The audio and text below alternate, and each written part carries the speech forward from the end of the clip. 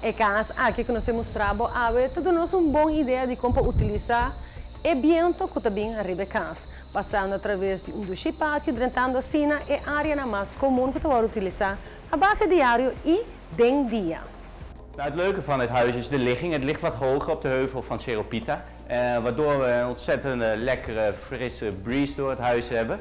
En het huis is ruim, het is 225 vierkante meter, heeft 3 slaapkamers. Het fijne van dit huis is dat er ook een luxe keuken is met een granieten countertop, dishwasher, een oven met 5-pits gasstel. Prettig ook op de wind, dus je staat niet te zweten tijdens het koken. Dus nee, het is een heel fijn huis.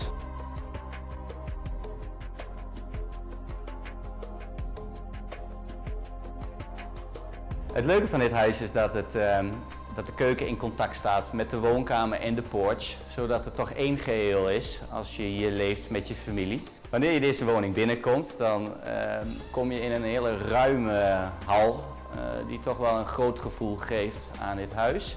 Aan de rechterkant vind je dan de keuken, de open woonkamer en porch. En aan de linkerkant van het huis liggen de 3 slaapkamers met badkamers. Een fijne layout voor een gezin wat hier zou wonen. Je leeft in je woongedeelte en in je keuken. Maar ook de slaapkamers zijn apart, bijvoorbeeld waar kinderen rustig in de airconditioning kunnen spelen of hun huiswerk kunnen doen.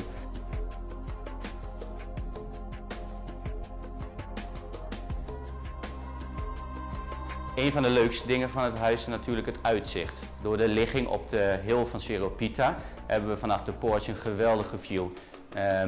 180 graden kun je kijken, door natuur zie je huizen, zie je. Het is heel erg leuk. Ja.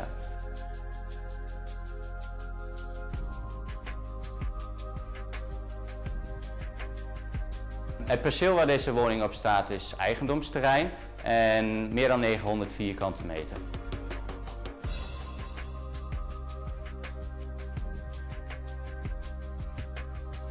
Deze woning is een echte tropenwoning, gebouwd op de wind, mooie houten deuren, shutters.